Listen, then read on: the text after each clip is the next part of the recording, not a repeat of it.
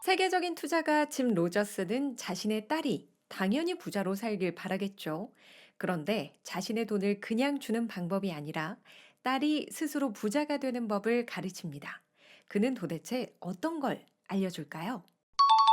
안녕하세요. 적은길의 돈말글 연구소 소장 적은길입니다.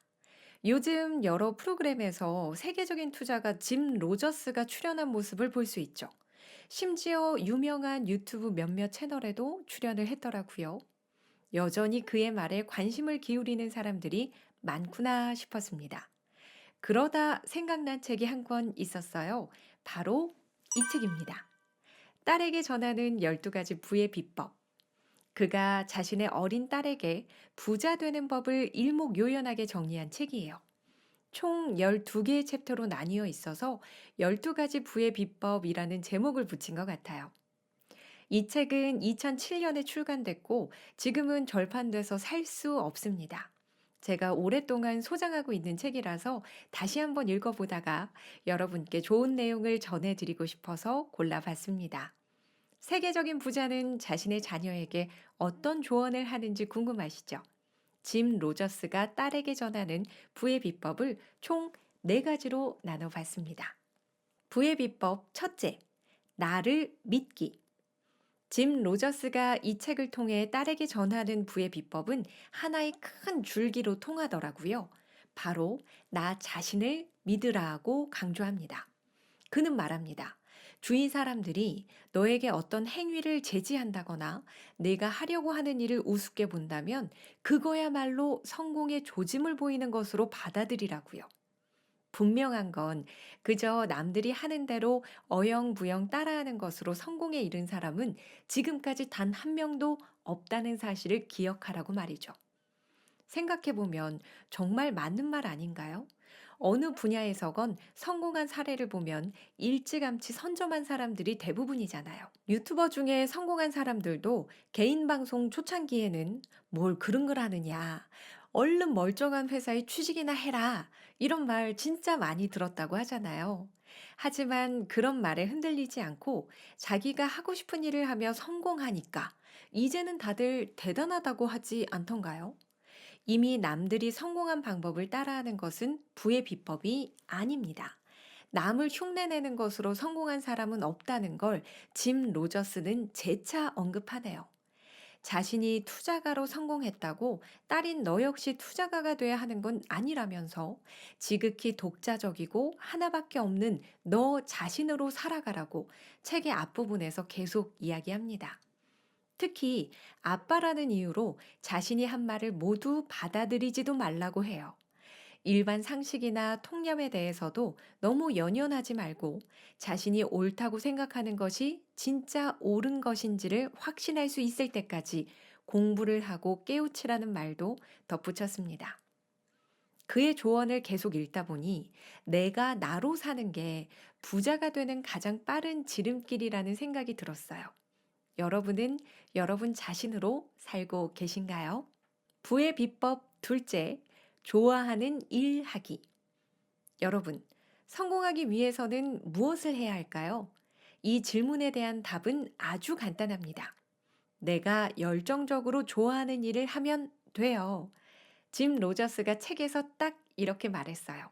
자신이 투자로 성공할 수 있었던 건 그 일을 가장 좋아하고 즐겼기 때문이라고요. 세상 곳곳에서 일어나는 일들을 자세히 조사하고 연구하는 게 재미있었는데 그게 성공적인 투자를 하는데 도움이 됐던 겁니다. 자신의 딸에게는 이렇게 조언하네요. 무엇을 하든 정말 관심이 있고 진짜 좋아하는 일부터 시작하라고 말입니다. 무언가 새로운 일을 시작할 때 좋아하지도 않으면서 무작정 열심히 한다고 성공하리라는 희망은 버려야 해요. 그 일에 어떤 열정을 느끼지도 않으면서 성공할 수 있을까요? 그건 아닐 겁니다. 이 당연한 걸 우리도 알고 있지만 이게 말처럼 쉬운 건 아니에요. 이 사실을 짐 로저스도 알고 있었나 봅니다. 그래서 이런 말을 하더라고요. 무언가를 처음 시작할 때 미래에 대해 늘 구체적인 계획이나 꿈을 가질 수 있는 건 아니라고요. 하지만 꾸준히 열정을 바쳐 좋아하는 일을 열심히 하다 보면 어느새 꿈을 발견하게 되는 거라는 말을 하는데요. 자신이 지금 열정을 쏟을 곳은 바로 딸인 너라고 이야기하네요. 이 부분을 읽고 생각했어요. 부의 비법은 이렇게 나에게 지지를 보내주는 사람들의 믿음을 등에 업고 어떤 일에든 자신있게 도전하는 태도에서 비롯되는 게 아닌가 하는 생각이요. 짐 로저스의 경우에는 딸에게 그런 존재가 돼주고 있잖아요. 사실 세상의 모든 아빠가 짐 로저스처럼 할 수 있는 건 아닐 겁니다. 그래서 제가 드리고 싶은 말씀은 내가 나에게 그런 존재가 될 수 있지 않나 하는 거예요. 내가 열정을 쏟을 곳은 바로 나 자신이고, 그런 내가 하고 싶은 일에 도전하는 걸 무한 응원해 줄 수 있잖아요. 나 자신을 믿고 하고 싶은 일에 몰두하면서 성공을 이뤄가는 게 저의 결론입니다. 부의 비법 셋째, 마음 다스리기. 돈을 잃으려면 군중 심리에 휩쓸리면 됩니다. 전문가라는 타이틀을 단 사람들도 군중 심리에 속아 넘어가는 일이 종종 있어요. 군중 심리를 피하려면 일단 내 마음부터 다스릴 수 있어야 합니다. 사람들이 아무리 우르르 몰려가도 그게 맞는지 아닌지를 차분히 검토해 볼 수 있는 냉철함이 필요해요.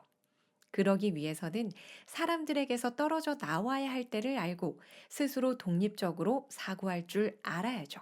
짐 로저스는 책에서 이 부분을 확실히 짚고 넘어갑니다.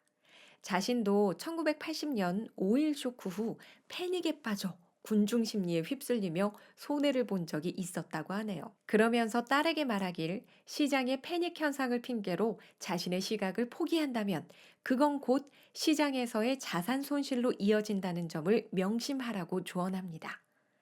투자에서 성공을 거두기 위해서는 심리학을 배울 필요가 있다는 말도 했어요. 사람의 감정이 시장에 어떤 현상을 유발하는 경우가 있잖아요. 간혹 뉴스 보도로 인해 과민 반응을 보이는 사람들도 있죠. 이때 높은 값을 치르고 산다거나 팔지 말아야 할 때 헐값으로 내다 파는 일을 벌이는데요. 나중에 정신을 차리고 보면 그때 왜 그런 선택을 했는지 후회하는 경우가 대부분입니다. 그렇다면 어떻게 해야 군중 심리에 휩싸이지 않고 내 마음을 냉정하게 다스릴 수 있을까요? 짐 로저스는 군중 심리에 저항해 일부러라도 남들과 다르게 행동하라고 말하네요. 자신이 시장에서 큰 이득을 남겼던 순간은 항상 남들이 행한 것과 정반대로 결정하고 행동했을 때였다고 말이죠. 이 세상에 절대적으로 확실한 건 아무것도 없습니다.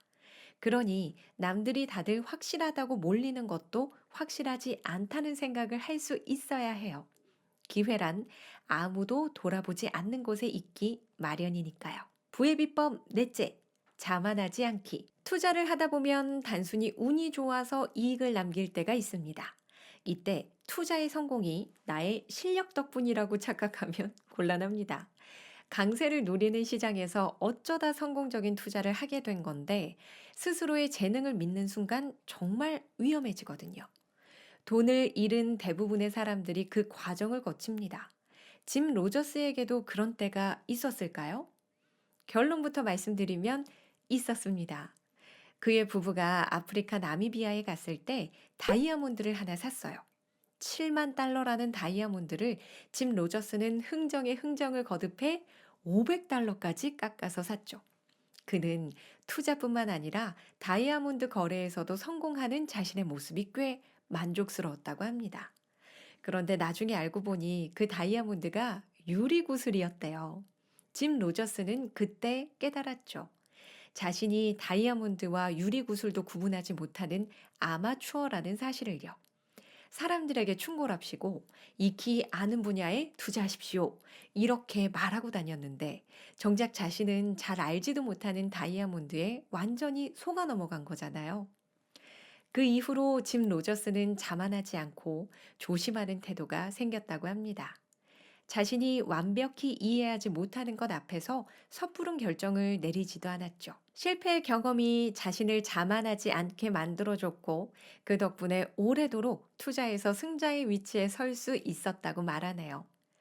오만한 자는 진실을 보지 못한다는 그의 말이 오래도록 기억에 남습니다. 지금까지 인생과 투자에서 성공하기 위한 메시지를 담은 책, 딸에게 전하는 12가지 부의 비법이었습니다. 오늘 영상이 마음에 드셨다면 구독, 좋아요, 알림 설정 꼭 해주세요. 여러분의 댓글도 환영합니다.